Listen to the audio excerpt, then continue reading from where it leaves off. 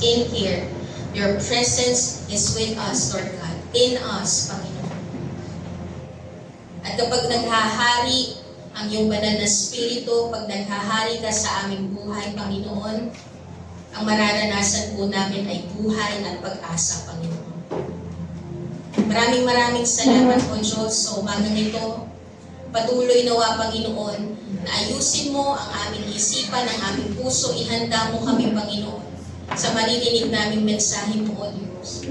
We are praying, Lord God, that the message, Panginoon, that comes from you will continue to stir up our spirit today and will continue to bring hope, O Lord God, in our hearts.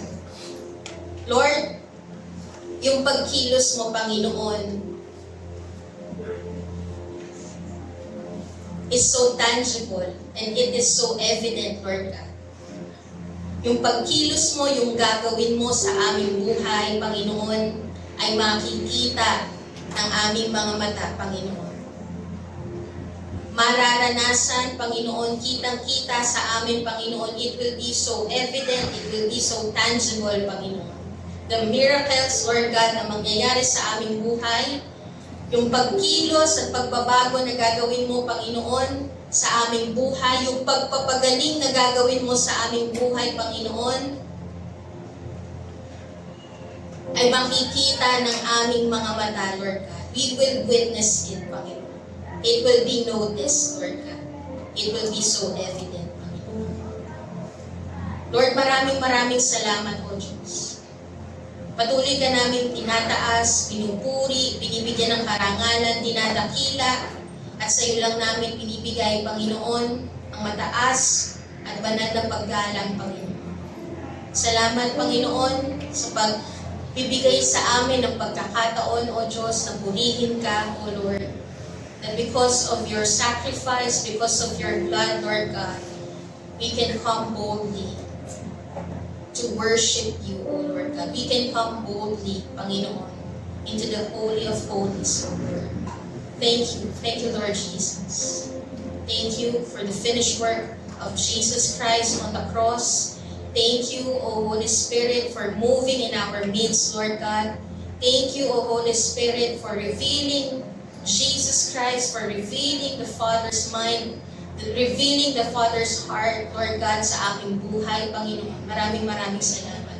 Patuloy kang kumilos, O Diyos. O precious Holy Spirit, continue to move. May we continue to encounter you and experience you in a deeper and mighty way, O Lord God. In Jesus' name. Amen. Amen. Hallelujah. Pwede po ba natin bigyan ng papuri?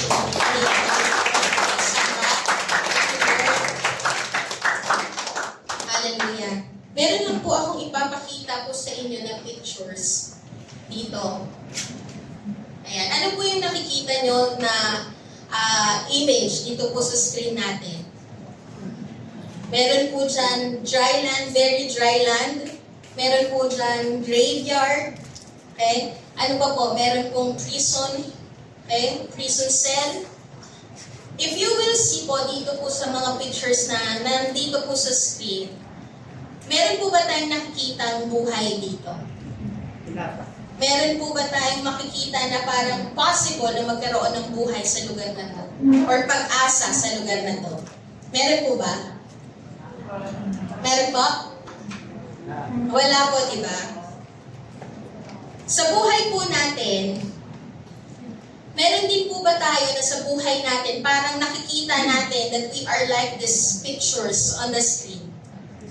Okay? Na we are in this kind of places na wala kang maaaninag na buhay. Wala kang maaaninag na pag-asa sa sitwasyon mo. Nandun po ba tayo sa kalalagayan ngayon na kagaya nitong nasa pictures na to? For example, sa marriage natin, nakikita mo na wala ng pag-asa na magkakaroon ng pagbabago sa marriage. It seems there's no life in your marriage anymore kasi hindi kayo magkasundo, away kayo ng away, andun ka na sa dulo ng rope mo and gusto mo nang sukuan ng marriage mo. Okay? Sa family, it seems hopeless case. Ano po, yung nangyayari sa family, that what you see is darkness. Dahil sa family mo, merong namumuhay sa merong nagda-drugs, na-addict, nagkakaroon ng addiction sa vices, sinisira ng mga bisyo yung buhay ng pamilya mo, nagre-rebelde ang anak mo, paulit-ulit na gumagawa ng kasalanan. Okay? Sa personal life po natin, we are experiencing like we are in a hopeless situation na ang tagal-tagal mo nang nahihirapan at nilulubog ng depression and anxiety. Nabibigatan ka sa buhay dahil nangingibabaw sa puso mo yung galit. Mas nangingibabaw sa puso mo at mas nilalamon ka ng pain na dinulot sa'yo ng ibang tao. There's too much burden na dinadala ka. And you think it's hopeless case kasi ang tagal mo na sa kalalagayan na yan. Hindi ka makalaya-laya, para kang nakakulong. Nandun po ba tayo sa parang kagaya nitong pictures na nandito sa screen? That we are like in a prison cell, nakakulong, hindi makalaya doon sa kabigatan na matagal na nating daladala. But you want to be released from that burden. That you are experiencing failure after failure, nagkamali ka nung una, nasundan na naman ng panibagong pagkakamali, and it seems hopeless to you kasi you think of yourself as a failure. Sa physical mong katawan, you are experiencing sickness. Nawawalan ka ng pag-asa na gumaling dahil ang tagal mo nang iniinda yung sakit. You are on the edge of giving up kasi nahihirapan ka na sa karamdaman mo. And it seems hope is dead. Ano po? Sa finances po natin, sino po dito ang may problema sa finances? Na feeling mo you are like in these places na hopeless case, there's no life kasi nababaon ka sa utang, you are imprisoned by the debt, okay? Hindi ka makaalis-alis at makabangon sa pagkakalubog sa utang, hopeless case, dead situation. Sa spiritual life po natin, nawawalan na ng apo, yung pagpupuri mo, nawawalan ng sigla, yung paglilingkod mo, madali na sa iyong itigil yung mga ginagawa para sa Panginoon, at nahihirapan kang ibalik yung alab mo, yung kasipagan mo, yung sigla mo sa Panginoon, parang hopeless case yung spiritual life mo. Sa society po natin, sino po yung nanonood ng mga balita nitong mga nakaraan? Okay? Kapag makikita po natin ang bansang Pilipinas, mapapabuntong hininga ka. Hay, Pilipinas. Bayan kong minamahal, anong nangyari sa'yo? Di ba may mga ganun na tayo nakikita sa Facebook na talagang parang ang hopeless case ng bansang Pilipinas.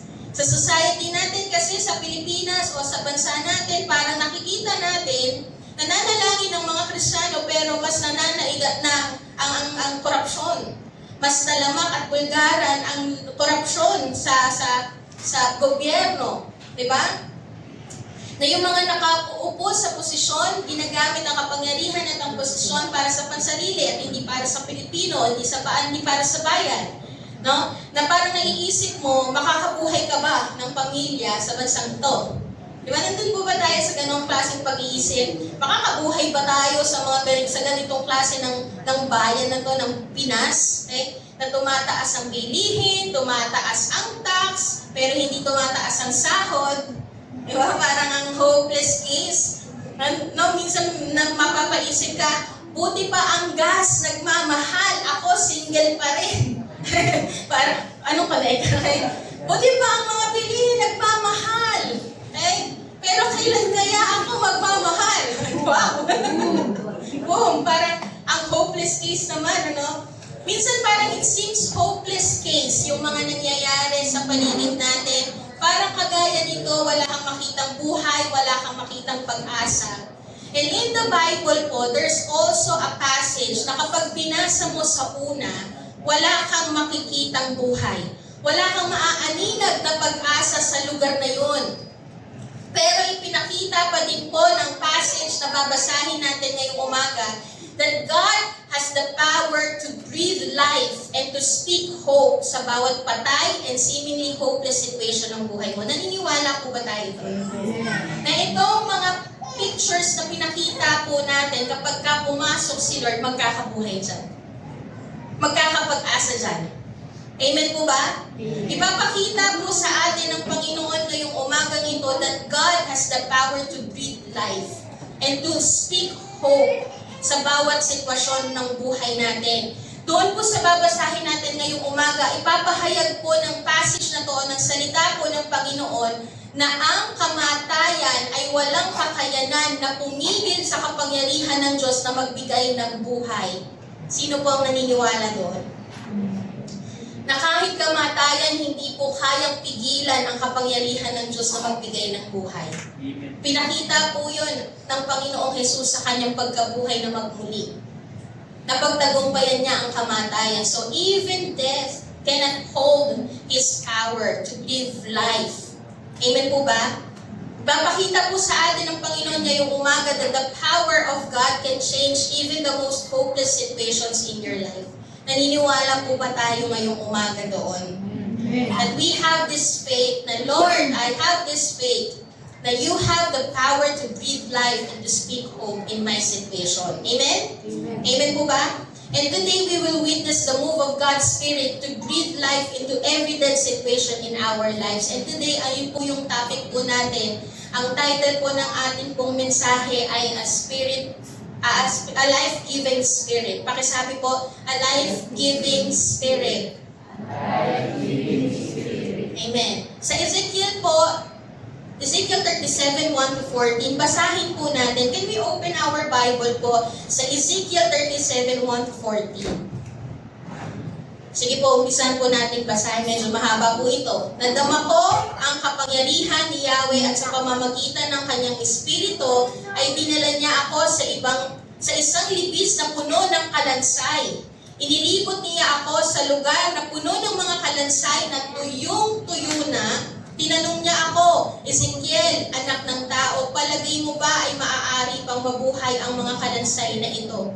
Sa unang verse po na makikita po natin dito, nakikita po ba natin na may buhay doon sa lugar na pinagkakalagyan ni Ezekiel? Di ba wala? Ang sabi po dito, puno ng kalansay at ang kalansay ay tuyong-tuyo na. Sumagot po si Ezekiel, kayo po lamang ang nakakaalam, Yahweh. Verse 4, sinabi niya sa akin, magpahayag ka sa mga kalansay na ito, sabihin mo, mga tuyong kalansay, dinggin ninyo ang salita ni Yahweh.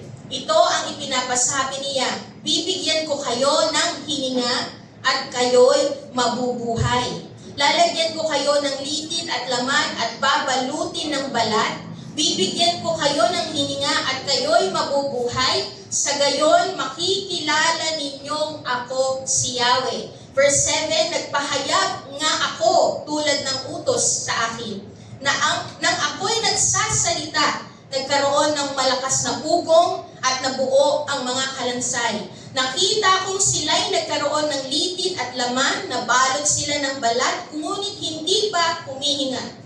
Verse 9, sinabi sa akin ni Yahweh, Ezekiel, anak ng tao, tawagan mo ang hangin sa lahat ng tao. Sabihin mong ipinapasabi ko, hangin, hingahan mo ang mga patay na ito upang sila'y mabuhay. Nagpahayag nga ako at ang hangin ay pumasok sa kanila. Nabuhay nga sila at nang magtayuan, sila'y ubod ng dami, parang isang malaking pukpok. Sabi po dito, doon sa verse na binasa po natin, ano po yung sitwasyon na kinalalagyan ni Ezekiel? He is in a place, in a valley filled with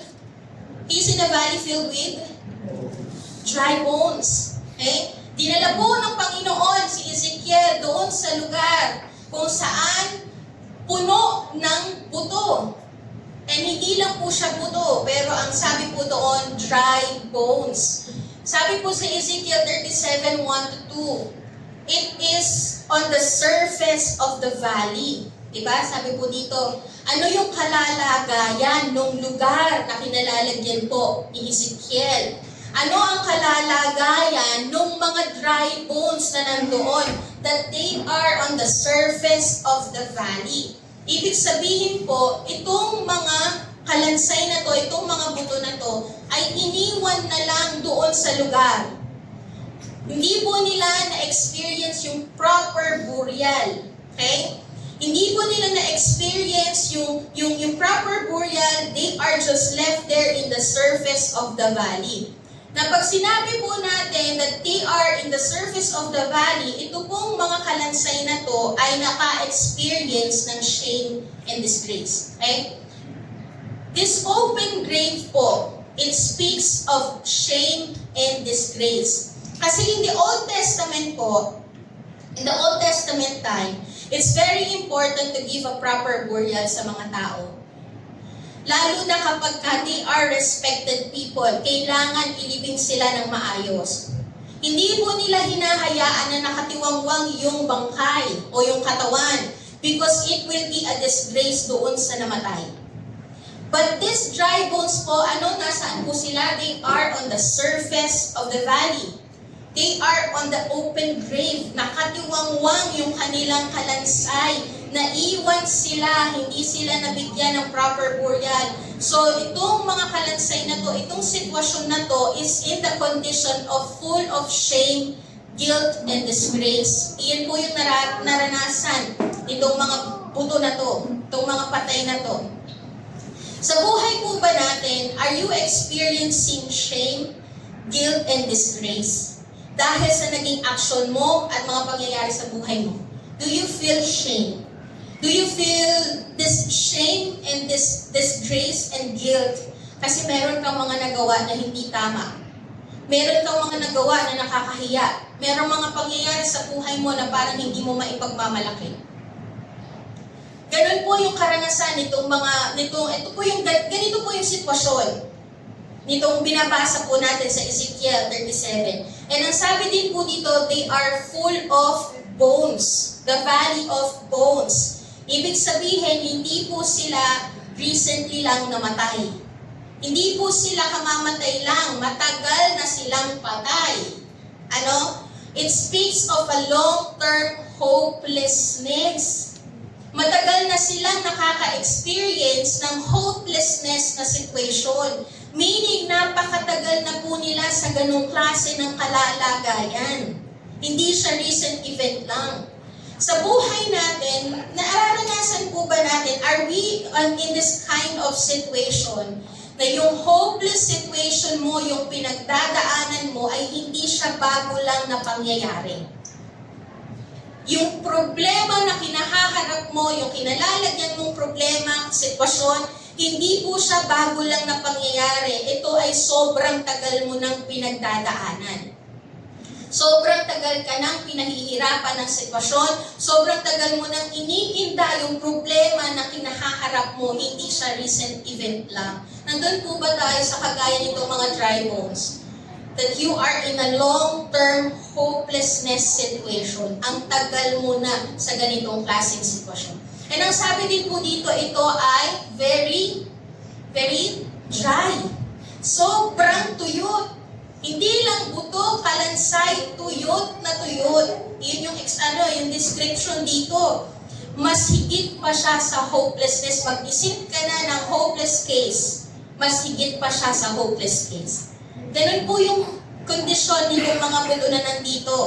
Kung talagang wala kang makikitang pag-asa o wala kang makikita ni katiting na buhay sa sitwasyon. Now, ang question, are you in a situation na beyond repair? Are you in a situation na kagaya nitong dry bones, very dry? Na yung nangyayari sa'yo ay hindi nakakayanin ng tao na gawan ng paraan at solusyon. You are beyond repair. That your situation needed divine power and intervention, needed God's power to become alive. Needed God's move para ikaw ay makalaya sa sitwasyon na yun. Are you in a place na parang beyond repair, that it needed a miracle? Hindi kaya ng tao. Hindi kaya ng kakayanan ng tao na gawa ng paraan ng solusyon.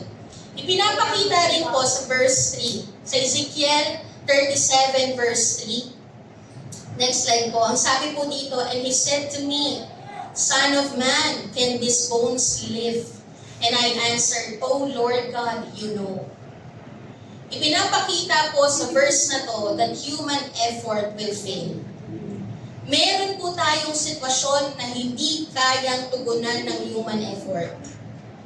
Meron po tayong sitwasyon na hindi kaya ng human effort mo para gawan ng solusyon. It needed God's power. It needed divine intervention. It needed the miracle from the Lord. Ang sabi po ni Ezekiel dito, "Oh Lord God, you know." Dito po sa verse na to, ipinapahayag po ni Ezekiel dito na ay hindi po pagdududa. Hindi po pagdududa ang ipinapahayag po ni Ezekiel nung sumagot po siya na, "Panginoon, ikaw lang ang nakakaalam." Hindi po pagdududa o pagpapakita ng pag-aalinlangan sa kakayanan ng Panginoon. Pero ipinapahayag po ni Ezekiel dito yung human inability nila o yung human inability ni Ezekiel na, "Lord, hindi ko to kaya pero alam ko kaya mo." Amen? Ipinapahayag po ni Ezekiel dito na, "Panginoon, kapag pinahintulutan mo na magkaroon ng buhay itong dry bones, magaganap yun. Kapag sinabi mo, kapag ka nagsalita ka, magkakaroon ng buhay. Itong imposibleng bagay na nakikita ng mga mata ko at hindi kaya ng aking kakayanan at kalakasan, sa'yo, magagawa mo kasi walang mahirap sa'yo." Ganun po yung pagpapahayag ni Ezekiel dito. Hindi po siya pagpapahayag na parang nagdududa, pero ipinapahayag po niya yung hindi kaya ng tao, kaya ng Diyos. Amen po ba? Naniniwala po ba tayo doon? Pinapahayag po ni Ezekiel dito yung katotohanan na limitado ang kakayanan ng tao. Hindi man natin kaya, pero nagtitiwala tayo na kaya ng Diyos. Ang human effort po nagfe-fail, pero never nagfe-fail ang katapatan, kakayanan, at kapangyarihan ng Diyos. Amen po ba? Never po nagfe-fail. Kaya po, if you are in a hopeless case, you seem that your situation is a hopeless case, then you need to invite the move of God in your life so that it will bring hope doon sa hopeless situation na yun. Amen po ba? Sa verse 1 po, balik po tayo sa verse 1. Ang sabi po dito, "The hand of the Lord was upon me. He brought me." It is the Lord who brought Ezekiel doon sa lugar na yon. He set me down in the middle of the valley. It is the Lord. Doon po sa verse 1, ipinapakita that it was God that allows Ezekiel to be in the valley of dry bones. Pero nung hinayaan po, o nung dinala po ni Lord si Ezekiel doon sa valley of dry bones, alam ng Lord at alam ni Ezekiel, may purpose ang pagdala ni Lord kay Ezekiel doon sa dry bones na yun. Amen po ba? May purpose si Lord, bakit niya dinala si Ezekiel sa sitwasyon na yon. Ano po yung purpose? Para ma-witness ni Ezekiel na kahit ang isang lugar at sitwasyon na walang buhay at pag-asa, kapag dumating si Lord sa eksena, nagkakaroon ng buhay at pag-asa. Amen po ba? Naniniwala po ba tayo doon? Na kapag dumating si Lord sa eksena, sa lugar na yon, na parang walang pag-asa, walang buhay. Pag si Lord yung pumunta, susunod ang pag-asa, susunod ang buhay. Amen po ba? Kasi matatagpuan lamang po natin ang buhay at pag-asa sa Panginoong Jesus. Amen po ba? Naniniwala po ba tayo na matatagpuan lang natin ang buhay at pag-asa sa Panginoong Jesus? Amen? Now listen to this quote. If you are in the season of your life that you are in the valley of dry bones, sino po dito yung parang kagaya ng nasa sitwasyon ni Ezekiel? That God allows you to be on that kind of situation. Na parang hopeless, parang lifeless.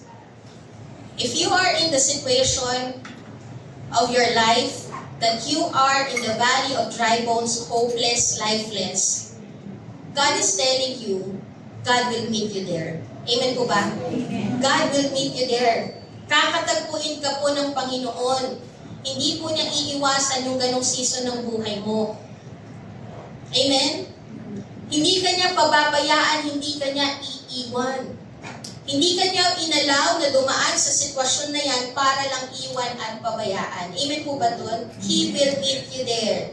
And when He enter and move into that valley of dry bones, rest assured that life and hope will also follow. Amen po ba? Amen. Tandaan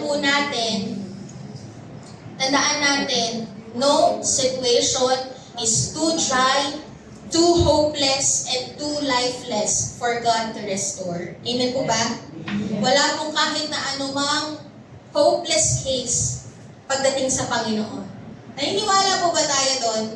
Are we receiving that today?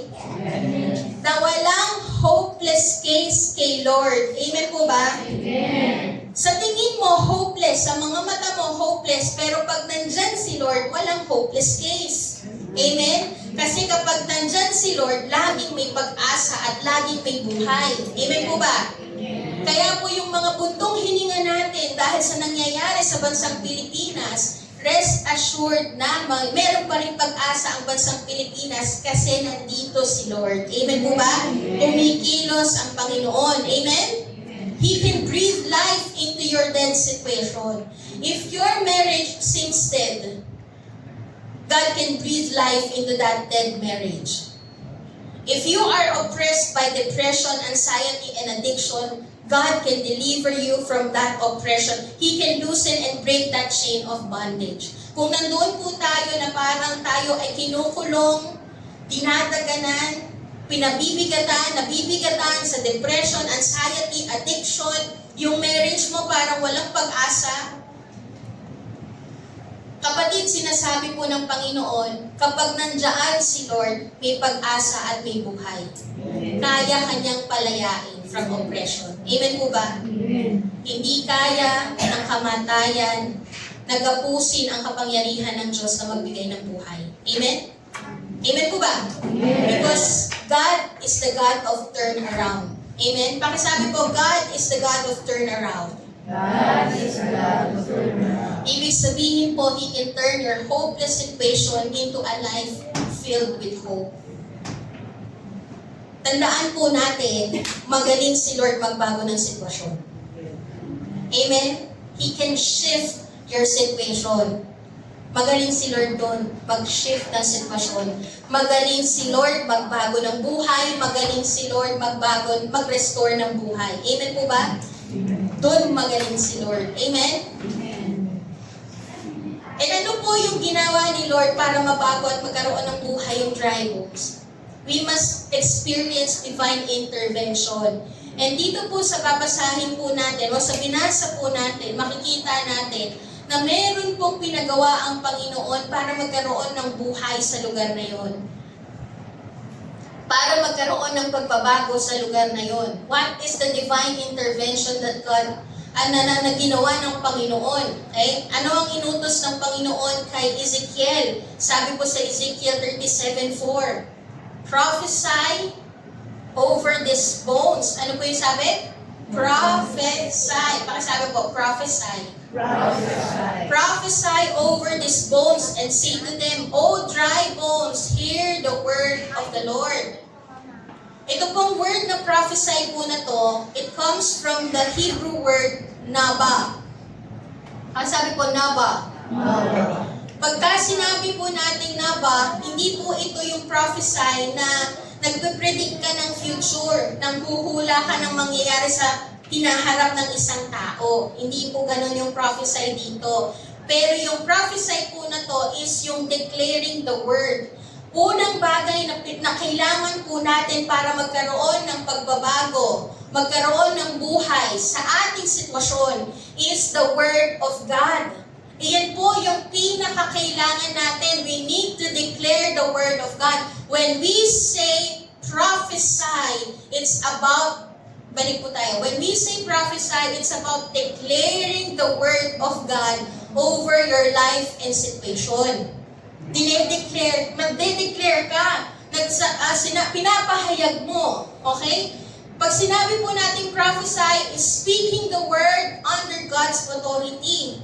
Sinasabi mo yung nagsasalita ka ng buhay, nagsasalita ka ng kaayusan, nagsasalita ka ng restoration, nagsasalita ka ng katotohanan under God's power and authority. Na kapag may sinabi ka, alam mo at naniniwala ka at tiyak ka na magaganap kasi makapangyarihan ang salita na sinasambit ng bibig mo. Amen po ba?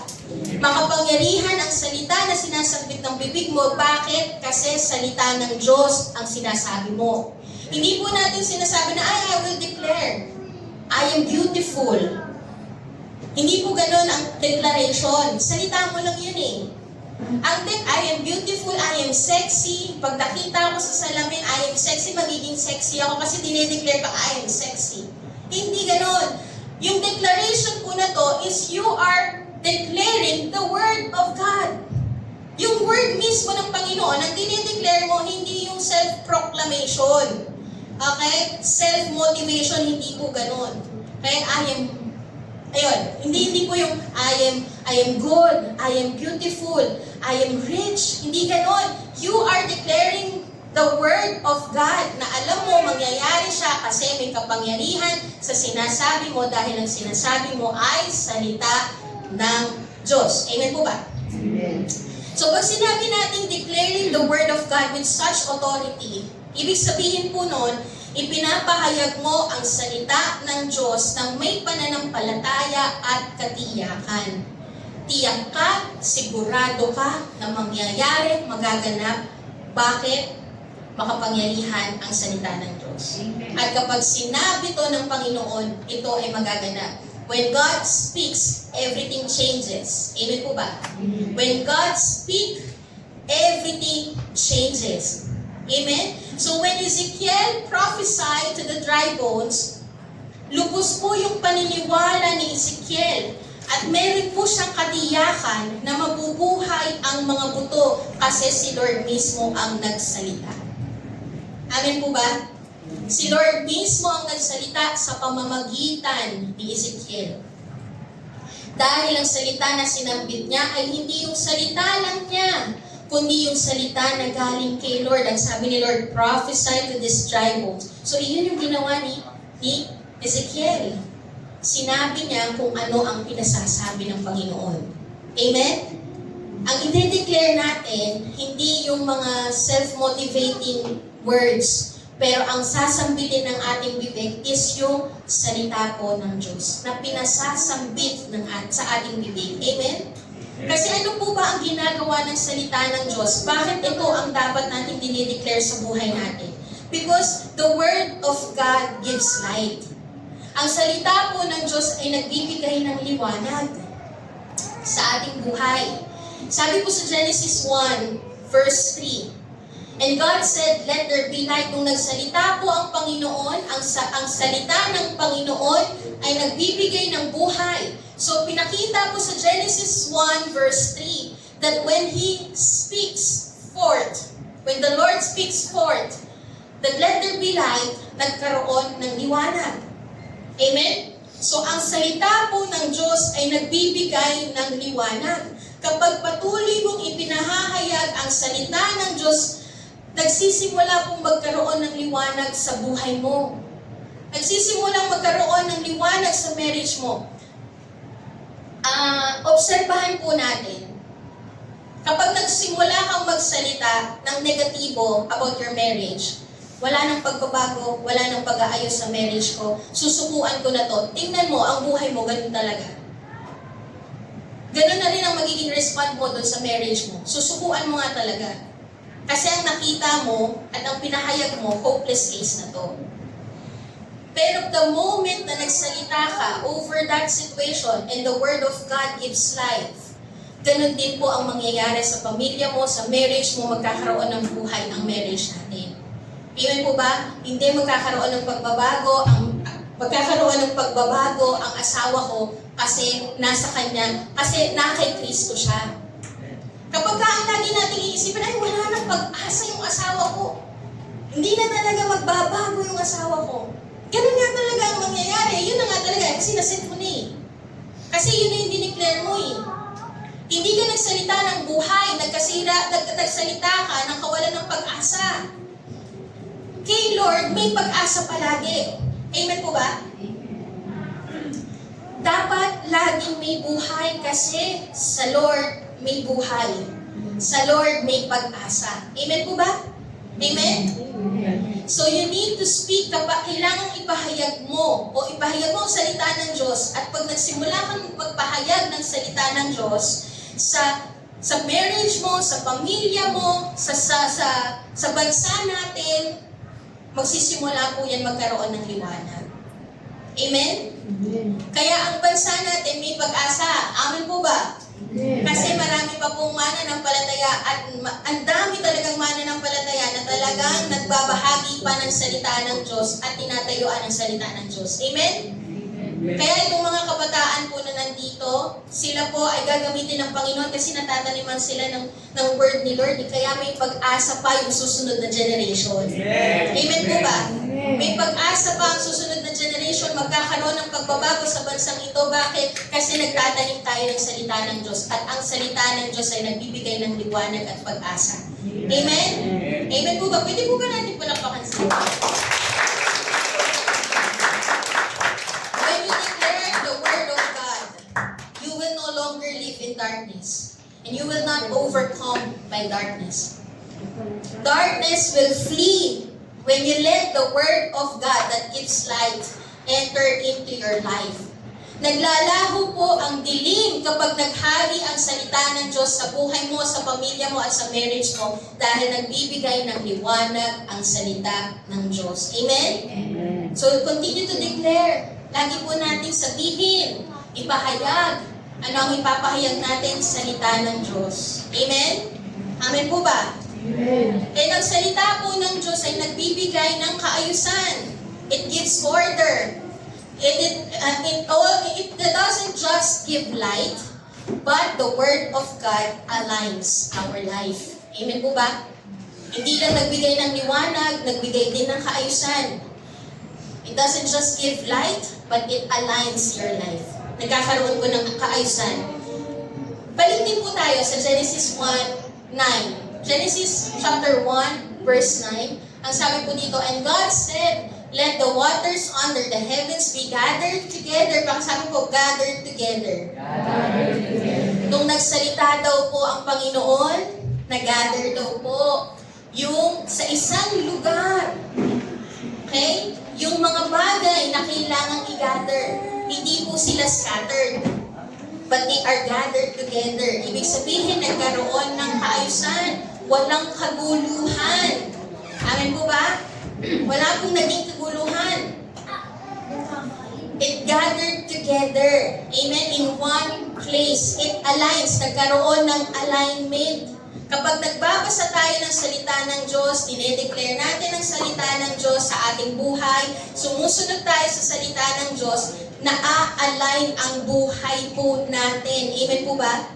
So kung nakakaranas po tayo na parang magulo ang buhay natin, parang magulo yung pamilya natin, parang ang messy ng marriage po natin, ang messy ng bansang ito, kapatid, ang salita ng Diyos ay may kakayanan na magbigay ng kaayusan.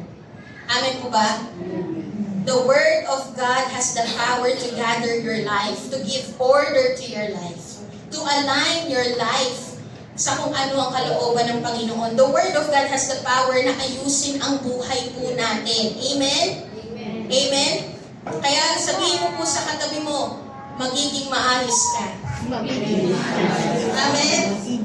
Magiging maayos ang buhay natin, magiging maayos ang pamilya natin, magiging maayos ang marriage mo. Bakit? Kasi dinideklara natin ang salita ng Diyos. At kapag mandoon ang salita ng Diyos, nagkakaroon ng kaayusan. Amen po ba?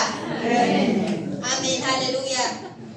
Sabi din po sa verse 7, balik po tayo sa Ezekiel 37 verse 7. Ang sabi po dito, so I prophesied as I was commanded, and as I prophesied, there was a sound, and behold, a rattling, and the bones came together. Ano po yung nangyari sa mga bones? They came together just like yung sa Genesis 1:9, di ba? They came together. Kapag may sinabi si Lord, kapag nagsimulang magsalita sa ang Panginoon, the people are coming together, the life comes together. Okay? Hindi po scattered. Kung kanina, bago magsalita ang Panginoon, scattered po ang mga buto na nakita po natin doon sa Valley of Dry Bones. Nakascattered sila, ang gulo, walang alignment. Pero nung nagsimula pong magsalita ang Panginoon, binigyan ng Diyos ng alignment yung buhay o yung mga buto. Ganon din po sa atin. Magsisimulang magkaroon ng alignment ang buhay natin. Amen? Amen. Maaayos ang ating buhay. Ano po ang kailangan gawin? Mahalin mo ang salita ng Diyos. Patuloy mong i-declare, ipahayag ang salita ng Diyos. Patuloy mong ipamuhay ang salita ng Diyos. Amen po ba?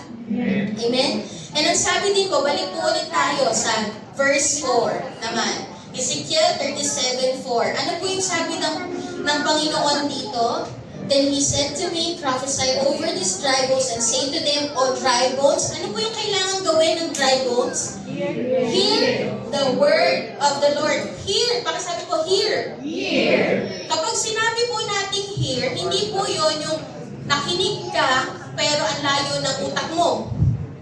Meron tayong mga gano'n eh. Nakinig sa kanan, kaliwa pala to, nakinig sa kaliwa, lumawas sa kanan. Hindi po yun yun. O kaya nakikinig ka, naririnig mo lang yung boses, pero hindi nakatuon yung isip. Okay? Pag sinabi po natin here, yung parang nandito ka, pero yung kaluluwa mo, tulog. Kaya parang gano'n. Kaya bakit tignan nga yung katabi? Baka tulog yung kaluluwa niya. Okay? Pakigising. Pag sinabi po natin hear the word of God, it comes from the Hebrew word shama. Okay? Pakisabi po shama. Hindi po ito yung Jehovah Shammah. Iba po yung pangalan ng Panginoon na Shammah.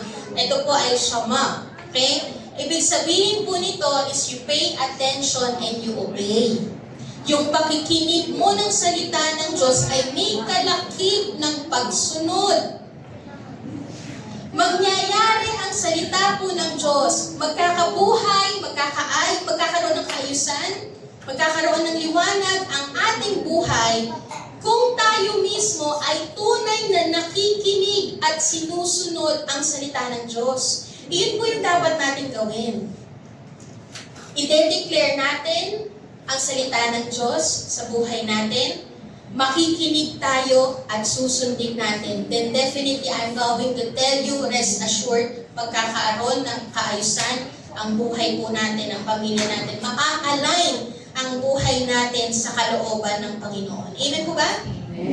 Amen. Sabi din po sa Jeremiah 23:29, parang apoy ang aking salita at katulad ng martilyo na dumudurog sa malalaking bato.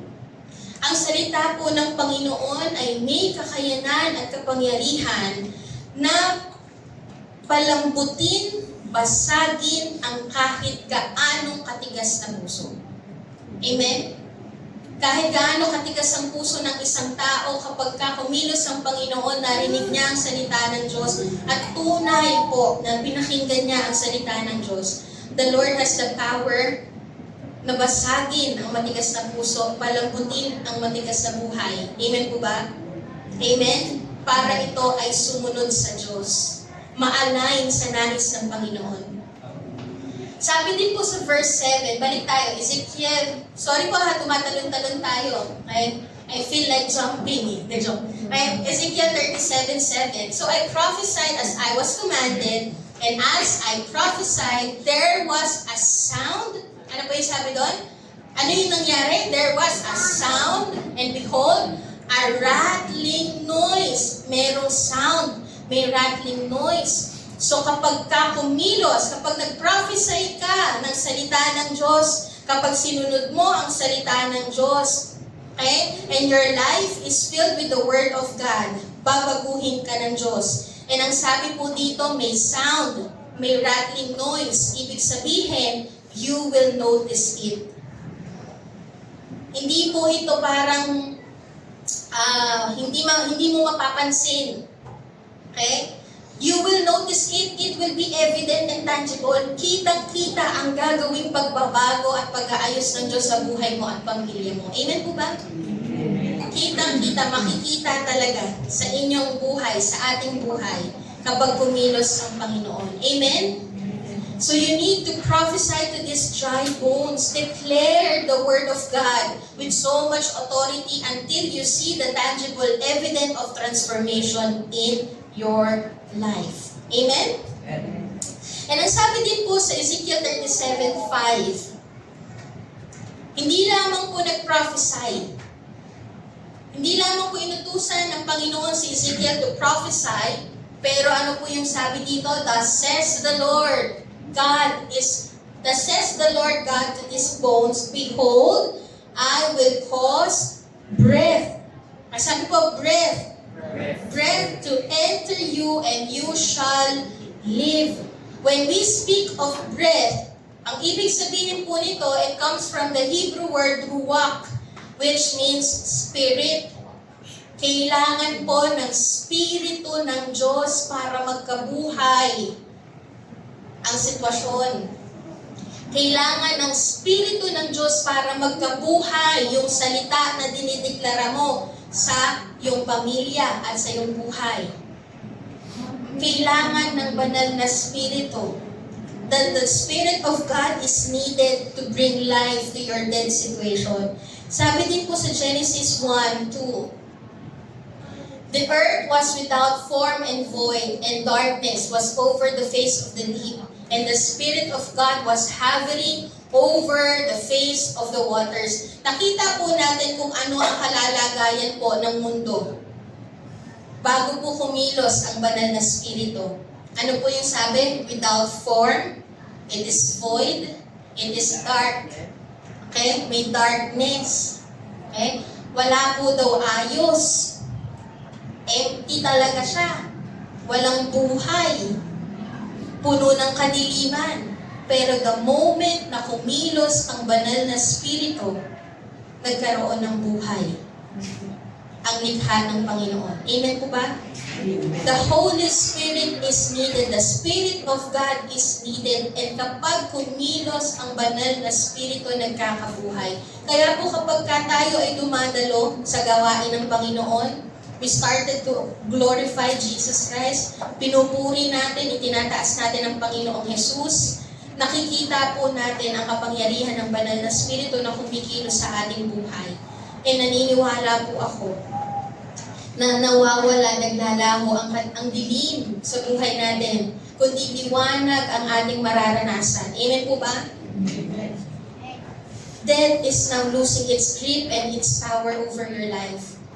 Nawawala na po ang kapangyarihan ng kamatayan sa iyong buhay kasi ang banal na spirito mismo na kumikilos sa iyo ay nagbibigay ng buhay sa buhay mo, sa pamilya mo, sa marriage mo, sa bansang ito. Amen po ba? Kapag ka kumilos, when the Spirit of God hovers, hope enters. When the Spirit of God hovers, life begins. Amen? Kapag kumilos ang Espiritu ng Diyos, nagkakaroon ng pag-asa yung lugar. Kapag kumilos ang Espiritu ng Diyos, nagkakaroon ng buhay. Kaya po yung pag-iisip po natin na ang hopeless na ng case ng pamilya ko, ang hopeless na ng case ng mga anak ko, ang hopeless na ng case ng marriage ko, ang hopeless na ng case ng buhay ko, hindi po yan galing sa Panginoon. Kasi wala pong hopelessness kay Lord kapag si Lord nandoon, laging may pag-asa at may buhay. Amen po ba? Amen? Amen. Kapag kumilos ang Espiritu ng Diyos, nagkakaroon ng buhay. Amen? Pakitignan po yung katabi. Buhay na buhay po ba yan? Amen? Because the Spirit of God is in them. Amen po ba? Sabi din po sa Genesis 2:7, then the Lord God formed the man of dust from the ground and breathed into his nostrils the breath of life, and the man became a living creature. When God breathed doon po kay Adam, He transfers His life to Adam. Okay? Ito pong breath of life po na to, it speaks of the Spirit of God. It speaks of the Holy Spirit. Na nung nanahan ang banal na spirito sa buhay, sa katawan ni Adam, nagkaroon po ng buhay si Adam. Ganon din po yung nangyayari sa atin. Nung kung tinanggap natin si Kristo bilang Diyos sa tagapagligtas ng buhay natin, the Lord breathed the breath of life in us. Ibig sabihin, nanahan ang banal na spirito sa ating buhay. So meaning to say, nung nag-umpisa kang manampalataya kay Jesus, may buhay ka. Amen po ba? Nung nag-umpisa kang manampalataya sa Panginoong Jesus bilang Diyos sa tagapagligtas ng iyong buhay, the Lord breathed life into your dead spirit. The Lord breathed life into your hopeless soul. Amen po ba? He breathed life. Amen? Ang banal na spirito po ay nasa iyo, at kapag nasa iyo ang banal na spirito, mararanasan mo ang buhay at pag-asa. Sabi din po sa Romans 8:11, kung nananahan sa inyo ang Espiritu ng Diyos na siyang muling bumuhay kay Yesu Kristo, siya ang muling bubuhay sa inyong mga katawang mamamatay sa pamamagitan din ng kanyang Espiritong nananahan sa inyo. Nakita po natin na ang banal na Espiritu ang nagbigay ng kapangyarihan. Dito po sa binasa natin, ang banal na Espiritu ang nagbigay ng kapangyarihan kay Jesus na mabuhay na magmuli, na mapagtagumpayan ang kamatayan. And ang sabi din po dito, ang banal na Espiritu na nagbuhay na magmuli kay Jesus ay ang banal na Espiritu din na nananahan sa atin. Amen po ba?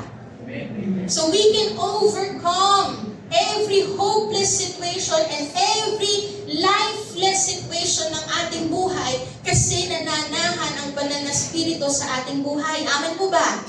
Amen? Kaya yung pinakita ko pong picture sa inyo, hindi na ganon ang buhay natin. Amen? Kasi again, pag na kay Kristo ka, may buhay at may pag-asa. Amen po ba? The Holy Spirit is the life-giving Spirit.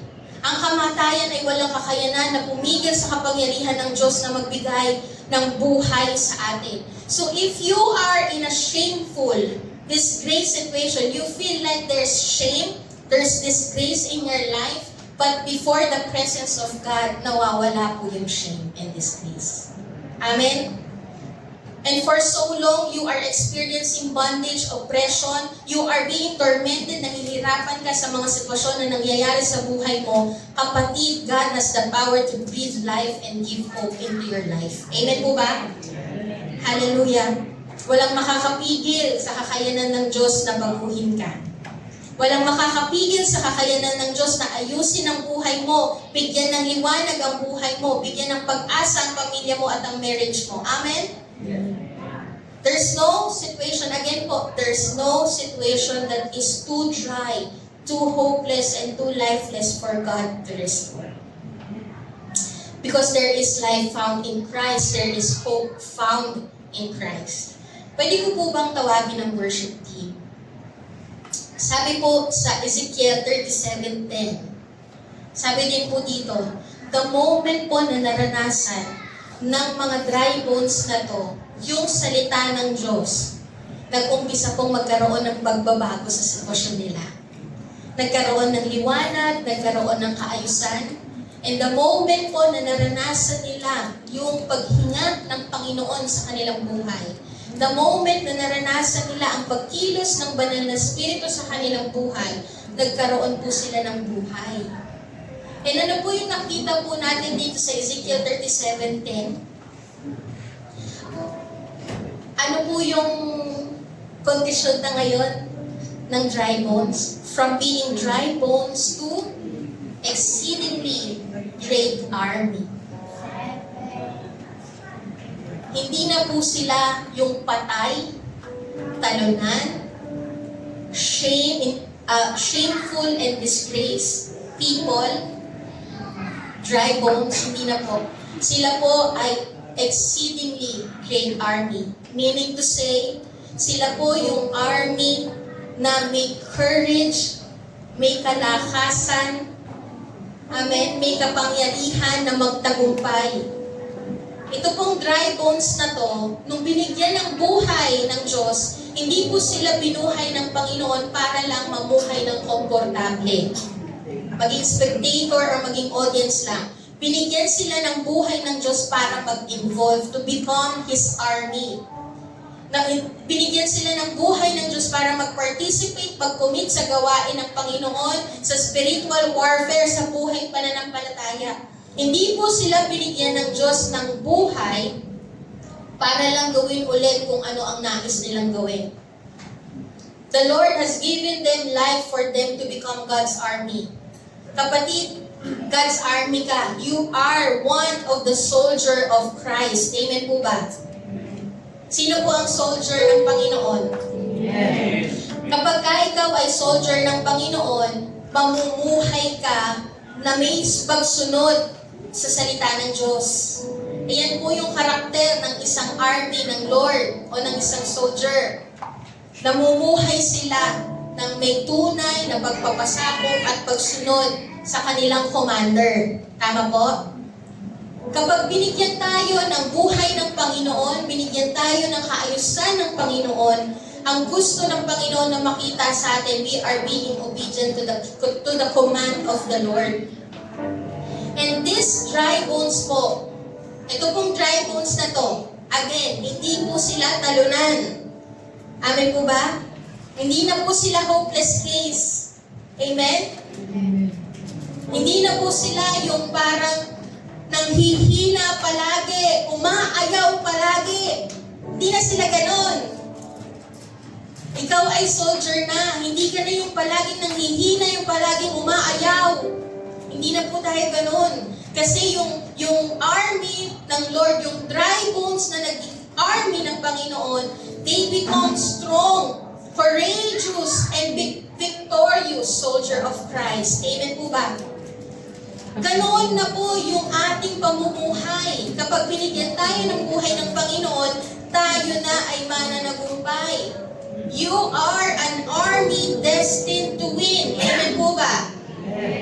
Kung kanina, disgrace, shame ang buhay nitong mga tribals na to, pero ngayon, ang buhay mo is destined to win.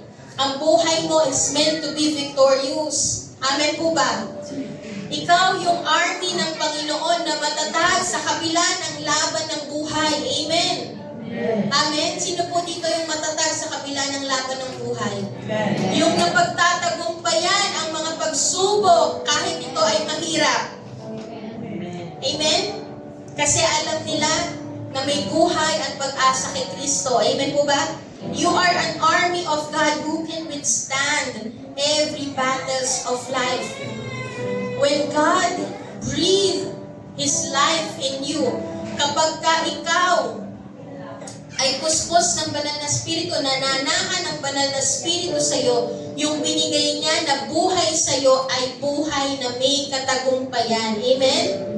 Buhay na matagumpay po ang binibigay ng Panginoon. Amen po ba?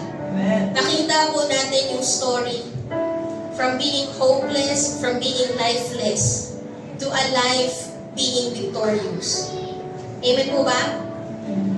Hopeless case, pero nagkaroon ng pag-asa, nagkaroon ng katagumpayan. Ganon din po ang mangyayari sa buhay natin. God is the God of turnaround. He can shift your situation.